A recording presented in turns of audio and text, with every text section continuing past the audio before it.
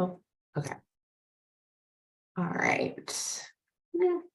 Sorry, I have so much stuff on my screen. Okay.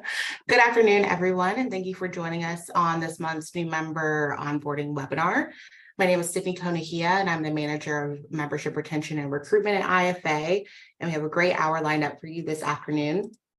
Today's staff speakers are Paul Bracchio, Vice President of Development and Member Services. Paul's going to cover membership, member benefits, events, kind of everything you guys need to know. We have Brittany Cosby, Senior Manager of Certifications, and she's going to cover our CFE program. We have Jeff Hanscom, Vice President of State and Local Government Relations and Counsel at IFA, and Jeff will be covering government relations. And we also have David Smith, Senior Manager of Diversity Programs, and he will cover IFA's foundation. We're really excited today because this is actually the first of this webinar series that's sponsored. And this month's sponsor is Location3. And from Location3, we have Josh Allen, the Vice President of Marketing. And he's just going to give us a bit of background on the company and himself. And then later on in the webinar, Josh will also share his experience on earning his CFE. So I'm going to go ahead and pass things off to Josh. Perfect. Thanks, Sydney. Thanks, everybody. Great to be here today.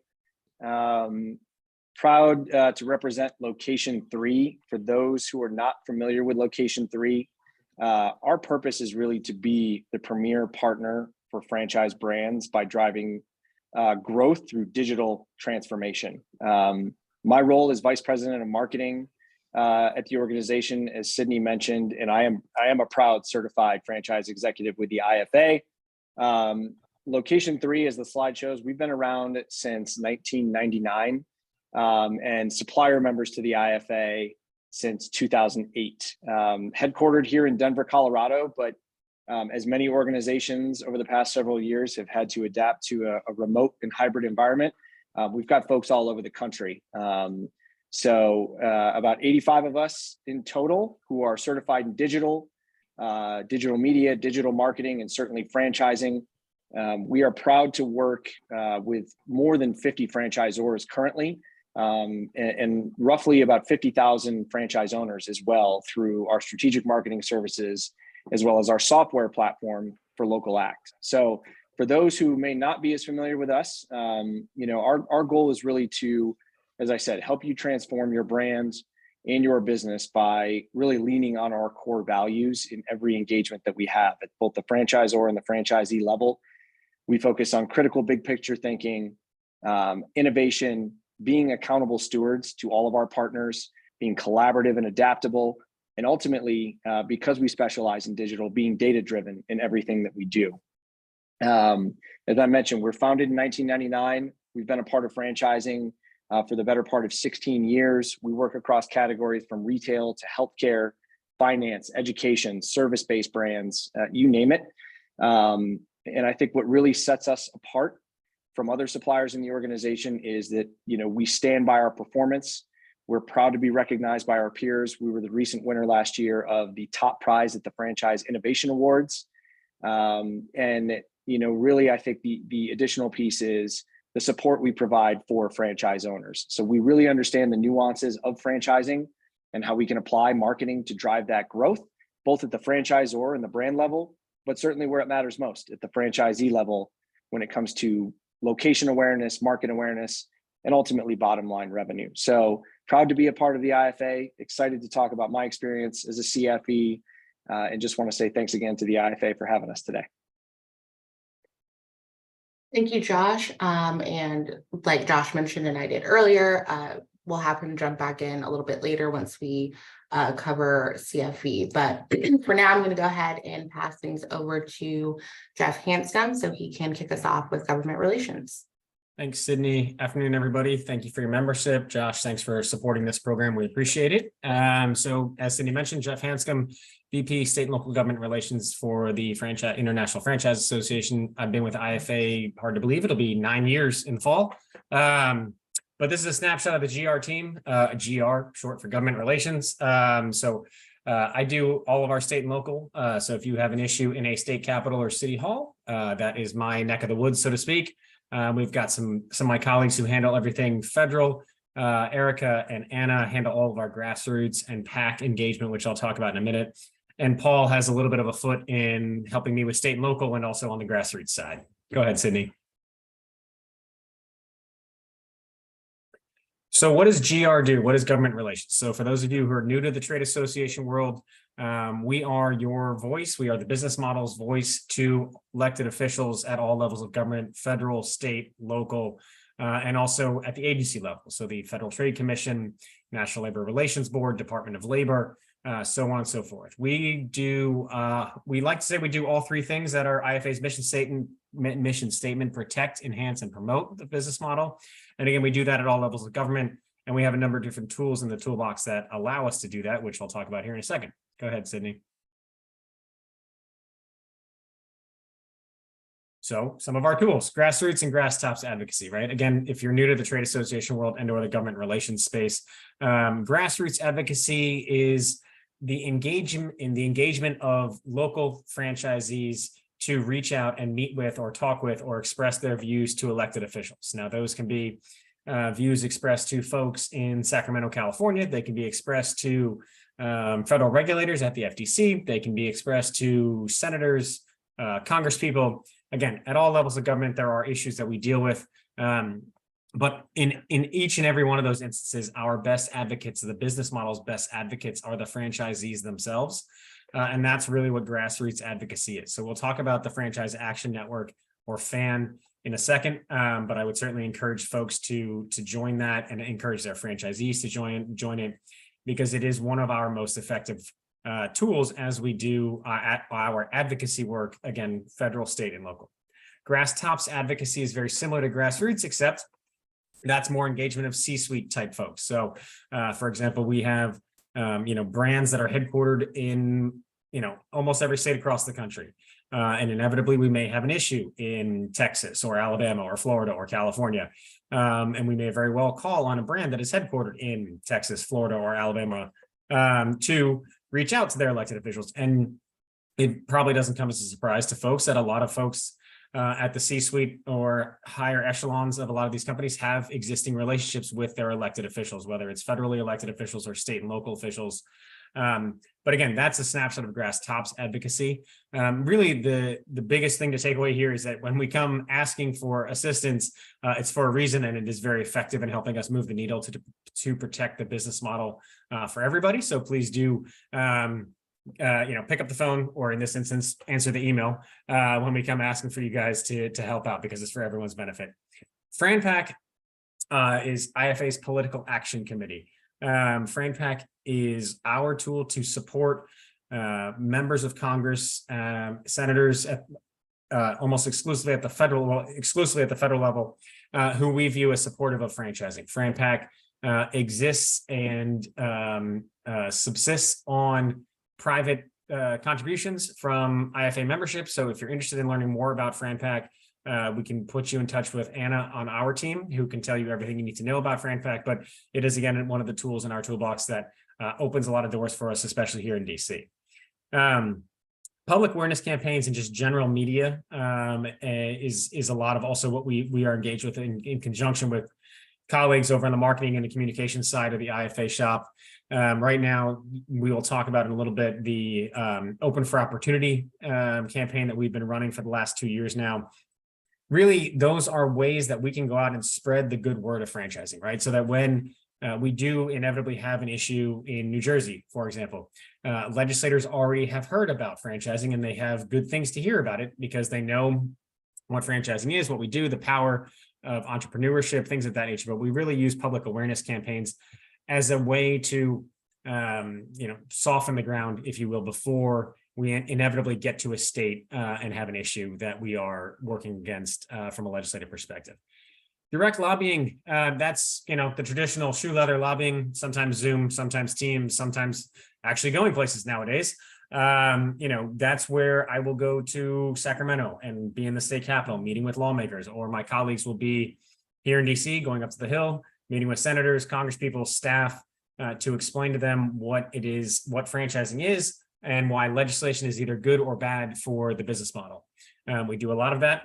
That's obviously what our kind of bread and butter is, but a lot of the tools, like I said, the franchisee engagement, the Fran Pack, all of those things are things that allow us to kind of seed the ground before we actually get there and have those meetings. Research and data, we can never have enough data. We endeavored to, on our first, what we called franchise census, this was a couple of years ago, which has really allowed us to build the foundation to demonstrate that the franchise business model offers higher rates of benefits for workers and a number of other things that we can then in turn use that as a part of our advocacy efforts at the state and local level and the federal level, I should say. And really the big plug here on the research and data is to, again, flag that if and when IFA reaches out to ask you to complete a survey or ask your franchisees to complete a survey, it's not just for our sake, it's for so that we can then use that information and go to elected officials to demonstrate the power of franchising. So again, if nothing else, flagging that overall, when we come asking, please take note of that, because like I said, we use that information, those responses to better advocate for you, for your businesses, and for your franchisees at all levels of government. And media, media is media, right? We are engaged in, I was in the LA Times, not always a good thing, but I was yesterday. I mean, in the New York Times, the few days before that, we are engaged in media at all levels. Typically, it's focused on where we have issues legislatively that we are either opposing or supporting. More often than not, as of late, we're opposing things.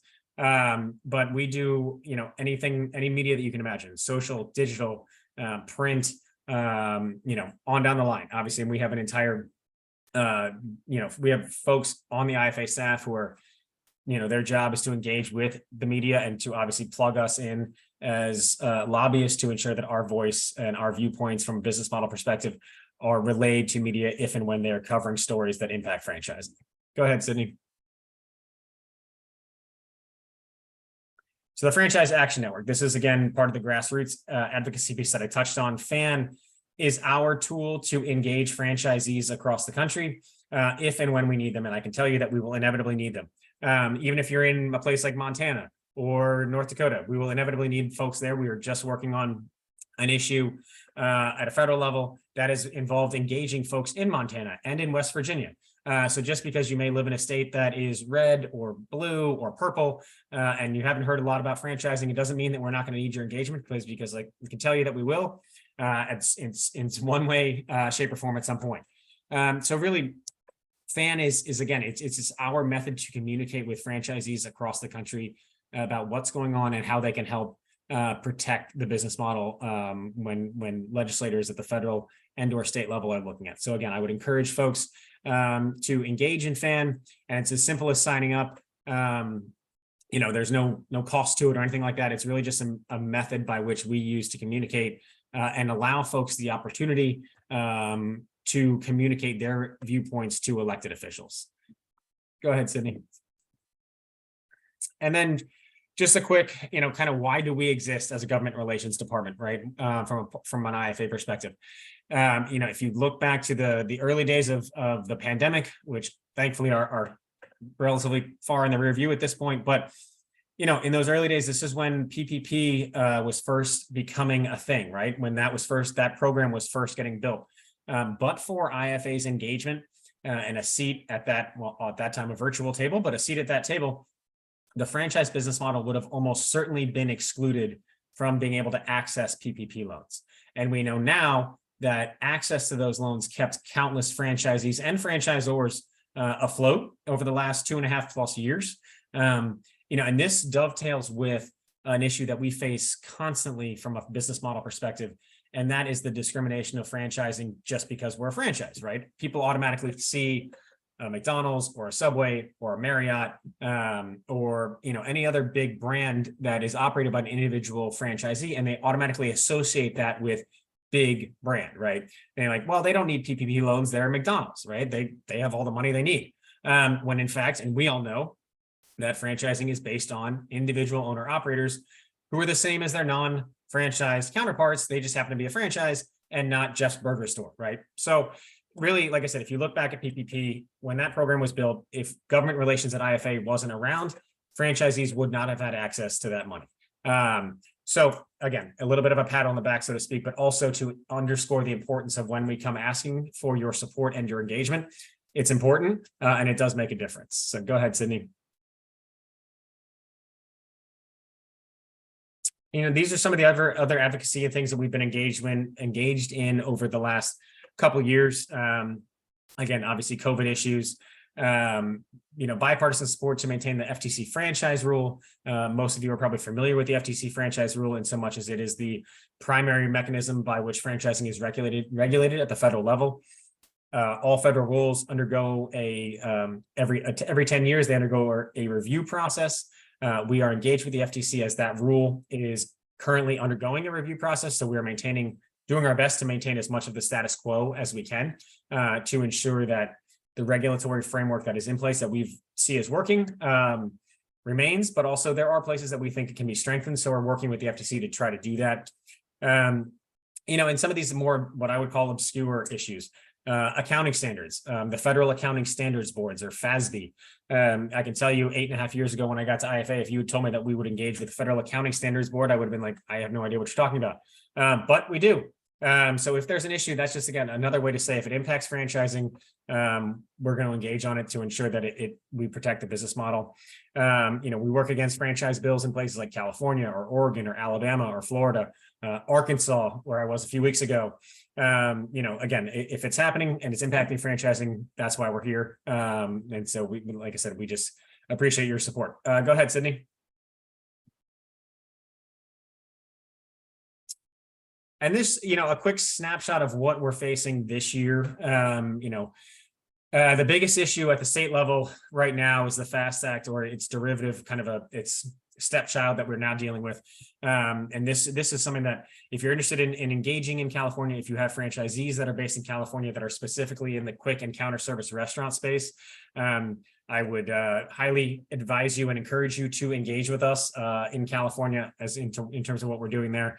If you do, like I said, if you do fall into that category, your franchisees fall into that category, reach out to me. Conveniently, we have a webinar scheduled for tomorrow on that exact issue.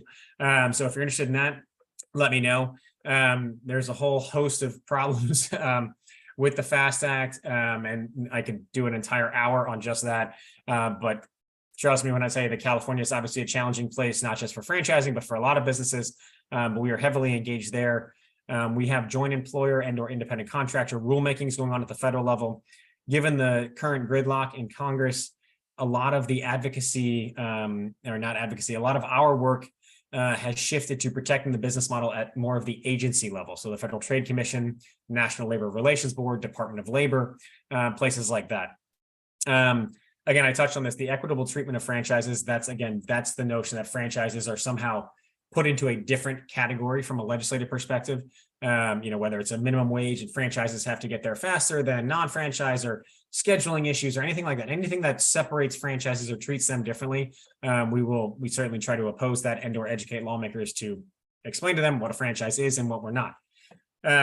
Poaching, no poach clauses, non-compete bans, franchise relationship issues are big ones for us, especially at the state level. They come up pretty much annually. It's a little bit like whack-a-mole. That was in Arkansas this year, Oregon, Florida, New Hampshire, they just kind of pop up. So anyway, like I said, this is really all to say that if it's impacting franchising, whether it's at the state, local, or federal level, that's what we're going to be dealing with in order to enhance and protect and promote the business model. Thank you, Sydney. I think that's, oh yeah, just last, this is just a flag that we do surveys throughout the year, and we're trying to do more what we call longitudinal research so that we can benchmark these things over time, so that we can go back and say, that it's gone like this or it's gone like this, whatever the case may be. Again, this is just a flag for if and when you see outreach from IFA asking you or your franchisees to respond to a survey. It really helps because, like I said, we use this data to advocate as a part of our advocacy tool. So again, please just do take some time and answer those when we do ask for them, because like I said, it's for everybody's benefit. Thanks, Sydney. Oh, and last, if you guys have questions about GR, federal, state, California, don't hesitate to reach out to myself or anybody on the GR team, and we can get you some answers. Thank you, Jeff. If you don't mind, I was going to have you cover OFO really quickly. Sure, happy to do that. Thank you. Yeah, so I touched on this a minute ago. OFO is open for opportunity. We are in year 2 of our OFO campaign, and really what it is it's a franchise roadshow. We have been to nearly a dozen cities across the country doing this, and when we do that, we engage with local elected officials, third-party groups, which are folks like chambers of commerce, minority business groups, franchisees are part of this. But anyway, it's really a way to bring a diverse group of people together to explain what franchising is and why franchising can benefit their local community. And like I said, we've been to about a dozen cities across the country. It's a great tool for us, and we use it both to help tell the franchise story and a little bit about reshaping the narrative. Cindy, you can go ahead and next slide, please. Like I said, we lead with people, right? So the franchisees are a huge part of this. Wherever we go, we ensure that the franchisees in that community are front and center to everything we're doing. This is supporting by data and facts. This is kind of going back to what I mentioned with the first ever franchise census that we undertook back in, I want to say it was 2021, but that's really helped us build the foundation for what OFO is and what we can talk about. And we know how to deliver these messages in the markets that we go to, right? So we've been to places like Las Vegas or Minneapolis or New Jersey, Dallas, Fort Worth, DFW area a couple of weeks ago, really all over the country. Some of them are places that are more friendly than others in terms of political generalities, if you will. But we don't only go to places that like us versus don't, only go to places that don't like us. We really will go anywhere that we think will help us tell the story of franchising and engage with elected officials and franchisees and third-party groups to really benefit the entire ecosystem as a part of OFO. Go ahead, Sydney.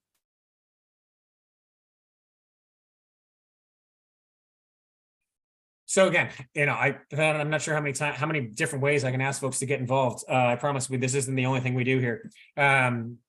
But there are plenty of avenues for you guys to get involved, for whether you as a brand, whether you're franchisees, whether it's sharing stories, whether it's engaging with us if we come to your city, getting in touch with elected officials. Just trust that there are plenty of avenues to ensure that your voice, your brand's voice, your franchisees' voices are elevated and amplified, so that elected officials hear that, they see that. And it can really help us develop relationships before we need them. And I can tell you that we will almost certainly need them in virtually every city, town, and state across the country. And then, just talk a little bit about the foundation, obviously, or no, that's David. I will stop there. Thank you. You're good, Jeff. Thank you. Yeah, thanks, Jeff. Thanks, Sydney. Good afternoon, everybody. My name is David Smith. I'm the Senior Manager of Diversity Programs at the IFA Foundation. The foundation is the 501c3 arm of the IFA, really focused on education, research, and impact. We support the IFA's mission through a variety of programs that we have, basically designed around philanthropic outreach to diverse communities and telling the good news story about franchising. Our first program is our Franchising Gives Back program, where we like to tell the story, the good news story of franchises all across the country and what they're doing locally. A lot of our members are pillars in their community, and they give back in a variety of ways that we like to amplify their stories. And so any great stories that you have of franchises within your system doing great work in their communities, we love to share those. You can send them to me directly. We also do a very large community service event at our annual convention for Franchising Gives Back. And so this past year in Las Vegas, we partnered with our member organization, Meals of Hope, where we packaged over 50,000 meals to support the Las Vegas community. Secondly, we have our Vet Friend program, which has been around for 30 years and designed to help support franchisors and franchisees who have an interest in working with veterans. The franchise business model is very applicable for veterans who are really good at following systems. And so many of our franchise brands offer incentives and discounts for veterans to join their system.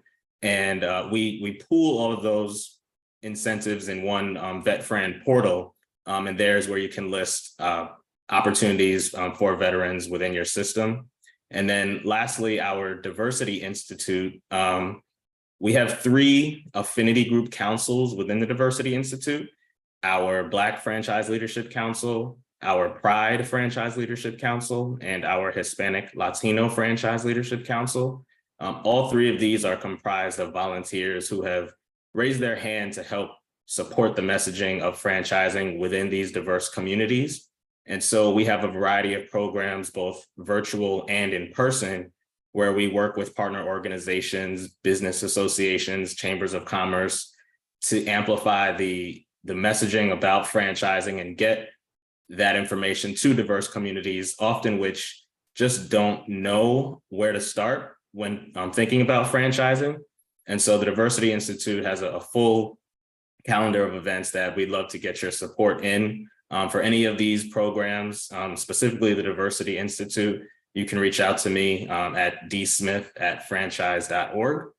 And that's what we have for the IFA Foundation. Thank you all for joining.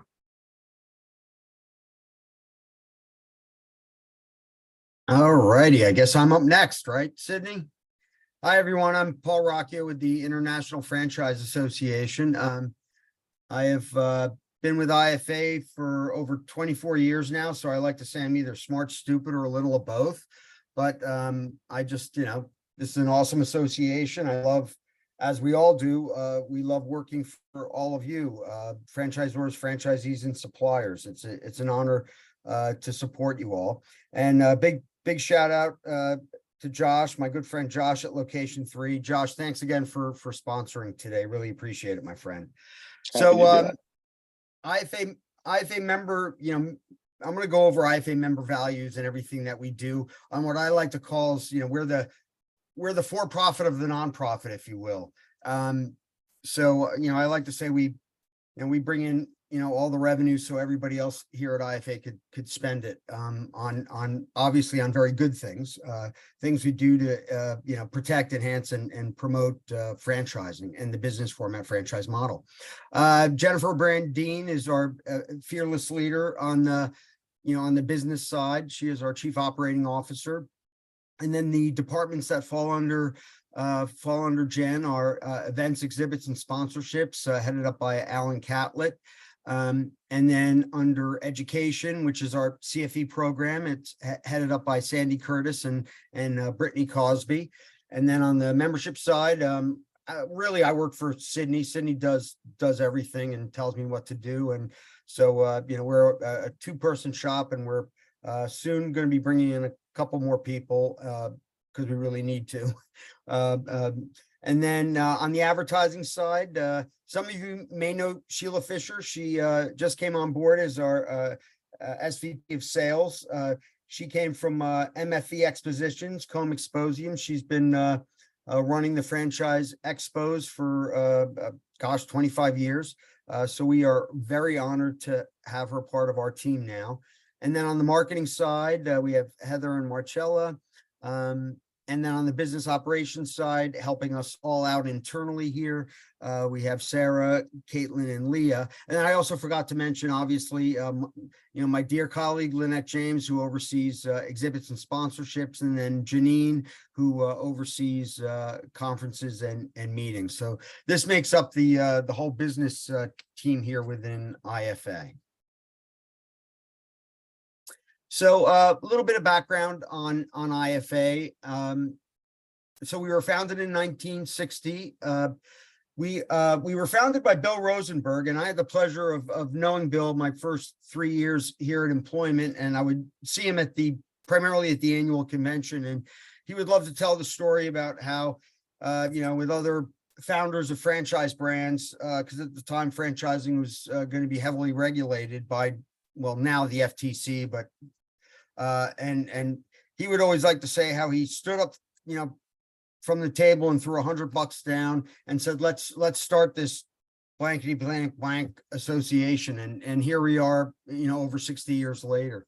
And our mission remains the same as it did back then. We are all here to protect, enhance, and promote franchising, promote the business format franchise model, so you all could continue to grow and thrive through franchising. And our IFA members include over 300 different verticals. I mean, I always like to say, especially on the supplier side, I like to educate suppliers that we're really a one-stop shop for 300 different industries that all happen to franchise. So whether it's hotels or restaurants or senior care or pet care or hospitality, I mean, it's just, it's just not one industry. And of course, franchising really isn't an industry. It's a business model and a means of distribution, but it's really made up of 300 different business sectors. And IFA membership spans more than actually getting very close to 1,300 franchise brands now coming out of the pandemic, which is awesome. And we're at about 11,000 franchise owner operators and about 600 plus actually now supplier members. We like to refer to it as the three-legged stool of franchising. You can't have franchising without a well-balanced stool. So we really need all those three players to make franchising work. A little quick snapshot on our franchisor membership. Franchisor membership within IFAs, it's very, very diverse. You have your, startup, micro startup, micro emerging brands, all the way up to what I like to refer to as the legacy brands. But, if you look at it, the majority of our members have less than 200 units. It makes up about 40% of our membership. And then about 10% of our membership have 10 units or less. But yet the majority of our dues revenue, and again, we're nonprofit, but the majority of our dues revenue really comes, really from the last two buckets. And those only make up, 14% have 200 to just below 500 units. And then 500 plus units is only about 14% of our membership. But yet really they represent the lion's share of the dues revenue within IFA. So, we have a diverse group, and we're having to, educate and provide a lot of different services to all of our members, but all of our franchisor members as well, because you can imagine, the early stage and the emerging, they really care about franchise development, and they also care about education and best practices and learning how to be, the best franchisor and how to create the best franchise system they can create, learning from their peers, other IFA members, learning through IFA, whether it's the CFE program and all of our other events. And I'm going to kind of touch upon some of those later on in my section. Whereas, our established and bigger brands, they really, join for the government relations protections that Jeff discussed with all of you, and also to kind of, like any trade association, they like to hide behind the association, if you will, whenever there's any kind of negative press. But that's a quick makeup and snapshot of our membership profile on the franchisor side.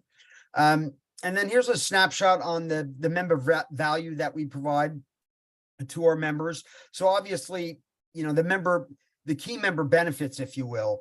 It's the membership journey. So you all, have joined IFA, or some of you on the call today might be new to franchising, but with a legacy brand. But so you're obviously here to learn more about franchising, learn more about the benefits that are awarded to you through your membership. And, me and all my colleagues are here to always help guide you and answer any questions you have. Sydney and I always provide concierge service to everybody, but everybody else here at IFA provides concierge service. And then, of course, it's all about networking and mentoring. There is no reason to recreate the wheel, especially if you're a startup franchisor, or even if you're obviously franchisees, you do get a lot of support from other franchisees within your system.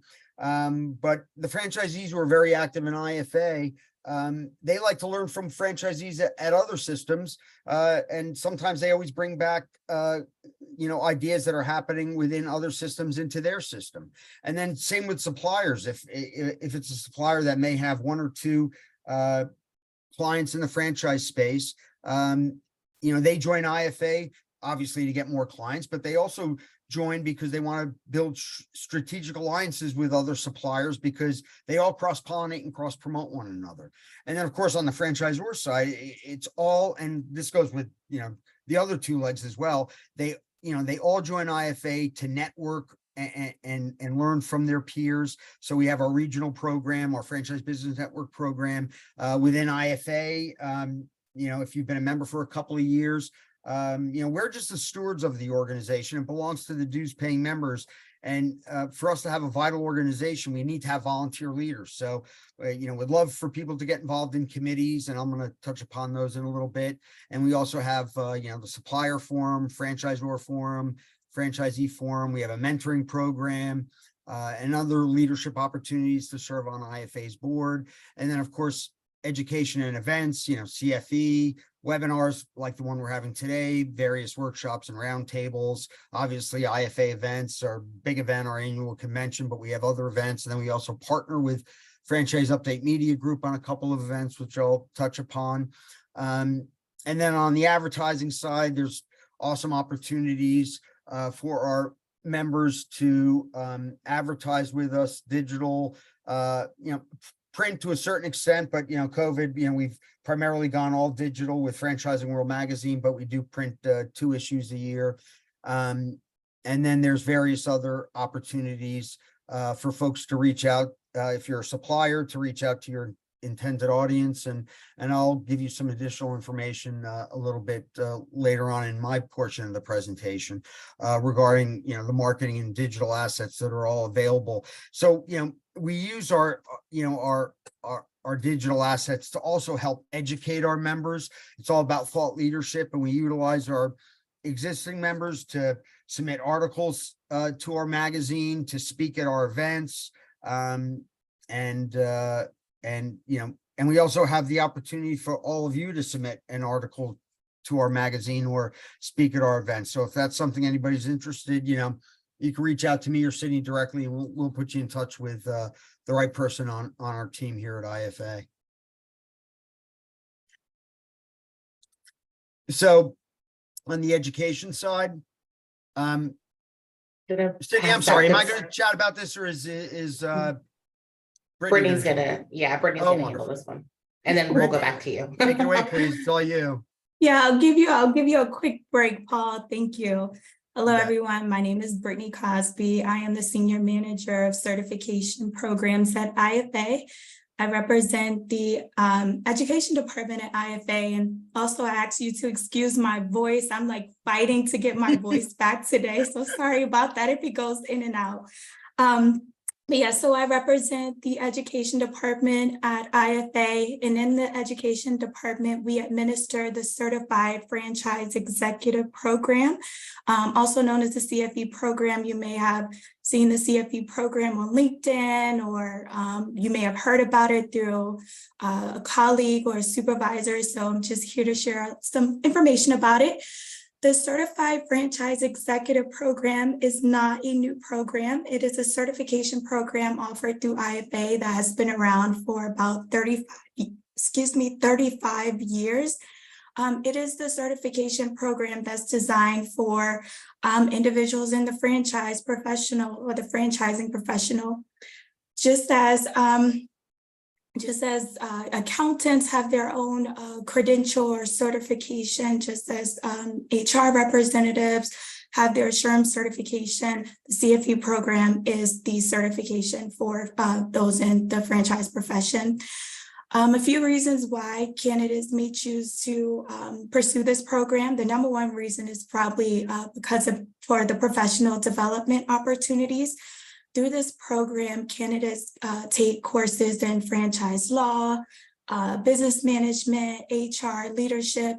It really just depends on their specialty, where they what they're currently focusing in their role in franchising. So we have founders and co-founders in our program, as well as CEOs, business consultants. So depending on the role that they're currently in, typically determines what type of courses they will take in our program.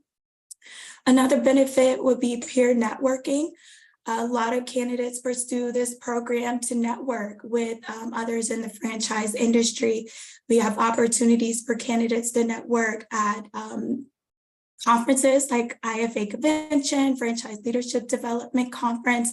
Also on webinars, we host live virtual webinars, CFE webinars each month that gives CFE candidates as well as CFEs the opportunity to connect with each other who are already in the program, as well as those who are CFE perspectives. Commitment to franchising. After a candidate earns their CFE designation, there is a renewal process every 3 years. So this is their commitment to franchising, their commitment to stay up to date with franchise standards, to continue to take those professional development courses, and to continue to network and attend events for professional development opportunities. And then lastly, a lot of candidates choose to pursue the CFE designation for the credential. As I mentioned, this certification program, it does lead to a designation, the Certified Franchise Executive designation, that you would be able to use behind your name. So this is that symbol of leadership and accomplishment throughout the franchise community. I know Josh is also a CFE. He has been a CFE for a couple of years now. So I'm going to put you on the spot for a second. If you could tell us a little bit about your experience in the CFE program, and maybe why you decided to join the program when you were a CFE candidate. Absolutely, happy to do it. I think first and foremost, I'm one of several CFEs that we have at Location3. So I'm not the first, and we have other folks that are in the program this year as well that will graduate at convention, hopefully in February of next year. I think the biggest reason for entering the program, not just for myself, but if I could speak on behalf of my colleagues as well, is that, as I mentioned at the top, we've been involved in franchising, from a partnership and a client perspective for many, many years. And while our focus is on, marketing and media and advertising, and we understand that, like the back of our hands, we realized as we kind of grew into franchising in the mid 2000s, that understanding franchising as a whole and the community of franchising, and right down to the details of the intricacies of an FDD and what is required of franchise owners, what is required of franchisors. At first glance, it might not feel like that is related to marketing and advertising and what we do, but it really is. And the more through the CFE program that we've gotten a deeper understanding of franchising and putting ourselves in the shoes both of, the CEO, the CMO, as well as that individual owner or multi-unit owner, has made us more successful on behalf of our partners, on behalf of the franchise owners we support and represent. And so that education and that knowledge, while it is, as I said, it doesn't seem like it's directly tied to marketing, it has helped us improve how marketing and operations interact, how marketing and operations and finance interact. And it has made us better at understanding the needs of franchisors, understanding the needs of franchisees in the broader scope of franchising, and given us more of an opportunity, I think, as a result, to figure out where we can impact it from a business perspective in a positive way. So for me personally, I've learned so much about franchising, having gone through the CFE program. It's allowed me to meet a lot of folks and colleagues as well in franchising. That's why I always say that the convention every year feels like a reunion, because it really is. And so I've certainly appreciated it. My colleagues have appreciated it. It's made us a better business. It's made us better what we do on behalf of our partners. And it's why we have more and more folks becoming CFEs at Location3 right now and ongoing. Thank you so much for that, Joshua. And I know we had a couple of graduates from Location3 this past year well, actually we're still in the 2023 year, but this past convention in Las Vegas. So thank you for that. And as Josh has mentioned, this program is again just designed to meet you where you are, whether you're new in franchising and need to take more of the foundation courses or franchising 101, or whether you've been in the field for a while and would prefer to take more advanced level, maybe executive leadership courses. We have courses no matter where you are in franchising. If you could go to the next slide, Sydney, thank you. And for those who are interested in learning a little bit more about the CFE program, I'm pretty sure I'll have my voice back by May 24th. We'll have a CFE welcome webinar at 1 p.m. Live virtual webinar. Feel free to join us. Feel free to bring your colleagues to learn a little bit more about the CFE program requirements, the benefits of joining. We'll talk a little bit more about CFE credit opportunities for those who are interested in maybe just taking courses, but not necessarily looking to make that commitment to join the CFE program. We'll talk about those opportunities to take courses as well as online, as well as share our new IFA Academy, which is our learning management system where a lot of our online professional development courses are housed. So again, if you're interested, feel free to join us. I will also put the link in the chat for you to register for the webinar on Wednesday, May 24th. Thanks, Sydney, and thank you, Josh. So it's me again, Paul. I'm going to go over a couple more things with you all. So these are opportunities for you all to become volunteer leaders within IFA. So it's our, board of directors, the forums and the committees. So this is a list of all of our committees here within IFA. The committees meet in person twice a year, usually during our Franchise Action Network meeting here in DC, and then at the annual convention. And then depending on what they're all working on and the various task forces that are created, they may have a couple of virtual conference calls as well. But we have, various, members who act as the chair and the vice chair of most committees. The Supplier Forum Advisory Board is actually a nominated position. So you would submit a nomination, and then if you're chosen by the nominating committee, which is the executive committee of the supplier board, you would then serve 2 3-year terms. And then if you make it into the chairs, which would be, member at large to the executive committee, and then second vice chair, first vice chair, and chair. As the first vice chair and chair, you also sit on the IFA board of directors for 1 year. And then on the IFA board of directors, of course, Matt Haller is our president and CEO. And then Catherine Bartley is our chief of staff, and she's also the liaison to the board for Matt. And then Paige Moody is the manager of operations, and that makes up kind of the C-suite side here at IFA. And then, of course, I had mentioned networking opportunities. We have a regional program, our Franchise Business Network program. We have, about 32 to 36 FBNs around the country. They tend to be hosted by supplier members within IFA. In some cases, in some cities like Dallas or Denver or Philly or Minneapolis, there's a group of folks that either share the responsibilities of hosting each month, or it's a round robin. But it's open to all IFA members, but also non-member franchisors. You do really need to be a supplier member to participate in the FBN program, though it's kind of hard for us to always police things here in DC. But it is a benefit of supplier membership to be able to attend these meetings. They tend to be the folks who usually attend. It's primarily franchisors, and there are some franchisees that do make it.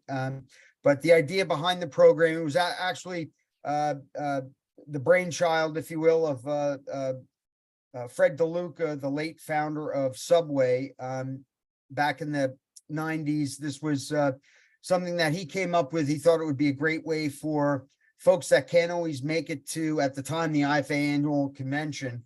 And it would be a great opportunity for folks to network with their peers in their backyard. And also for, franchisees to do business with other folks. I don't know if you're a Fast Signs franchisee, you could do business with a, Carvel or Subway, for example.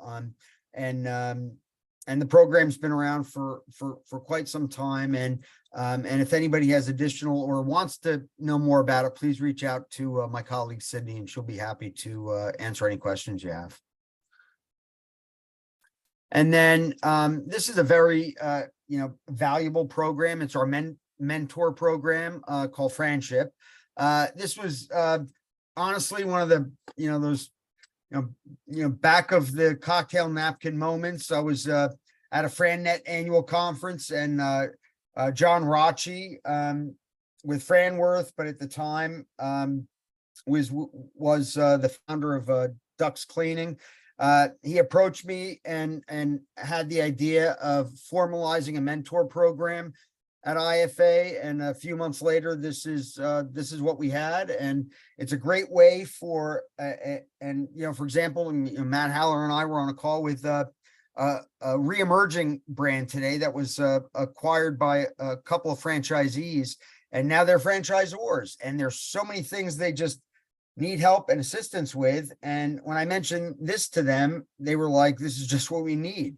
So, if you're a new supplier, I'll put you in touch with a longstanding supplier member of IFA and a mentor. And same, if you're a franchisor, you'll be mentored by a longstanding member of IFA, and same on the franchisee side, you'll be mentored by a longstanding franchisee member within IFA. And you just have to be a member of IFA to participate in the program. In some cases, we open it up to non-members as well on the, because at the end of the day, at least I always believe that, we want to make sure that everybody is extremely well educated across the board about franchising. We like to make sure everybody is, best of the best within at least through IFA anyhow. Next slide, please, Sid. And then, of course, coming up, starting on Sunday, but really, Monday as well, we have our legal symposium here in Washington, D.C. So if there are any attorneys on joining us today, if you're coming, looking forward to seeing you. If you're not an attorney and you just enjoy hanging out with attorneys, you're more than welcome to attend as well. And honestly, there are quite a few non-attorneys who do attend. Whether it's the accounting firms or folks where they're, again, I had mentioned strategic alliances. If you ever, work with law firms, you got to remember all the law firms, you can't have franchising without the attorneys. They all have a lot of clients. So I always encourage folks, you don't have to come every year, but come once a year, once every 3 years. But it's a great way to meet, all the key outside counsel, folks, but also inside counsel, in-house counsel. We get quite a few attending the legal symposium. So that's here in DC next week. And I should say, for the attorneys, you do get CLE credits for that. Not CFE, not certified franchise executive, but you do get CFE credit for it. But continuing legal education credits, you do receive that if you attend the legal symposium. And then we also have the joint program with the International Bar Association and IFA, and that is usually on the last day of the legal symposium. And we usually get about 70 or 80 folks coming in from all over the world for that event. And then I had mentioned, some of our partnered events. We've had a long-standing relationship with MFE Expositions, now Com Exposium. They produce all of, the three main franchise expos in the U.S. The largest show in the U.S. being the IFE, the International Franchise Expo, coming up the beginning of June, and that's at the Javits Center And then there's the Franchise Expo South in Fort Lauderdale in September, and then Franchise Expo West. We were just in Phoenix. I believe we're going to be moving that, or they're going to be moving that back to California. And that's usually later in the year. But IFA members franchisors receive a 7% discount to exhibit at those shows. These are, public shows. They're open to the general public. Folks who are looking to possibly, looking for a franchise opportunity. So it's a great way to get your brand out there. And then we also have a lot of education sessions that happen. There's a full 1-day CFE class that's I believe is happening at the IFE as well. But then there's other educational courses that we have in conjunction with the IFE. And then we've also partnered up with Franchise Update Media Group. This is just one of the positives coming out of COVID. And we combined our two smaller events with their two smaller events. So one of them is the Franchise Customer Experience Conference, which will be in Atlanta in towards the end of June. And that, combined our marketing and technology conference with their marketing conference. So there's opportunities as a supplier to sponsor or to exhibit at that event. And, my colleague Lynette could assist you there. And then also the Franchise Leadership and Development Conference. We combined our development conference with theirs, and that's also in Atlanta, and that's in October. So the leadership portion of it, there's about a 5 to 6 hour event that happens just before the development conference. And it's for really just for C-suite folks, for CEOs, COOs, presidents, and a 1-day session where they go over just a lot of, key things that are, keeping the C-suite up at night, and obviously discussing best practices. And so for C-level folks, that's something you should definitely attend. And anybody involved in franchise development really needs to be at that event as well. Next slide, please, Sid. And then we also list all of our events on our website, franchise.org, and you could also download this calendar. It's a it's a living document, because as things occur, we remove them and then add new things on. But I mentioned the legal symposium, MFE events, our partnered events with Franchise Update. And then we have our upcoming, which Jeff had mentioned, our Leadership Summit and Franchise Action Network annual conference. This is what I started when I came over to IFA. I like to say I'm a recovering lobbyist. I used to do federal lobbying here at IFA, but I also started our political education and grassroots program, and started our lobby day. Back a million years, it was called Franchise Appreciation Day, and it's just a wonderful event. If you want to come in and walk the halls of Congress and talk to members about how awesome the business format franchise model is. And then for emerging franchisors, we have our Emerging Franchisor Conference in New Orleans in November. And there are opportunities for suppliers. If you are doing business in the emerging franchisor space, I would highly recommend you reach out to Lynette to see what opportunities are there for you to sponsor. Or even, I believe we have tabletop exhibits at that event, but you can find all that information on the website, or you can always obviously reach out to myself or to Sydney as well. And then these are all the various advertising and sponsorship opportunities that are, available to everybody. I mean, again, we are a nonprofit trade association, but, there are always opportunities. This is, what I just refer to as the non-dues revenue side of things. But, there's a number of ways and a number of different products that my colleagues offer And I would encourage you, we do have a media kit that you can download on the website, whether you're a franchisor or a supplier. And then my colleague Carly will be more than happy to educate you, as will Lynette, if there's anything that you might want to participate in. And again, I like to think our price point is pretty decent since we are a nonprofit, but please do keep in mind that there is a cost involved for everything here on the advertising and sponsorship side. And then we do have a few preferred vendors within IFA. I always like to tell supplier members, especially those that I'm discussing who are not members of IFA, that the rev share model, the revenue share model, just for various reasons doesn't work well within IFA, because we do have a small staff and we don't have the bandwidth to kind of or the products to offer to folks to really do the marketing for them in the hopes that we will generate revenue. So these folks are actually they're all companies that are been involved in franchising for years, and they there is a spend here, but then we're able to directly market them to our members. So we have Answer Connect and Bennett Trends, and then we have Paychecks, which has been our longest standing preferred vendor, and then Sochi came on board right around the convention.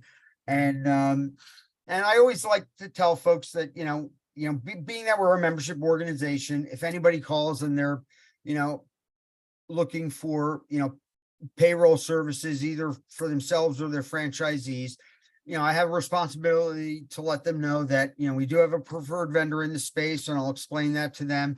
But I always let them know that we have quite a few other supplier members, and it's common sense. You have to reach out to at least 3 or 4 companies, and whoever you have the best rapport with, go with them. So whether it's one of our preferred vendors or one of our other members, I always just leave that up to the franchisor or franchisee who reaches out to me. Next slide, please. And so we'll leave this up for a little bit. I think this is the last slide, I believe, right, Sydney? So this is the contact information for some of the key players on the biz team on IFA. And like I said, we always provide concierge service to everybody. So whenever you need anything, reach out to me directly and or Sydney, but feel free to reach out to any of our other colleagues here, and we would be happy to assist you and help you. And I always like to take the opportunity when I'm in front of members I just can't thank you all enough for your support membership. We can't do what we do to help protect, enhance, and promote franchising without your membership and sponsorship support. So can't thank you all all enough for that. And Josh, want to thank you again, and Location3 for your support today. Really do appreciate it, my friend, and looking forward to seeing you one of these days at some event. I know I will. Absolutely. We'll be there in Atlanta for customer experience conference. No question. So thanks again, Paul and team, for having us. We appreciate it. Awesome. Great. Thank you, everybody.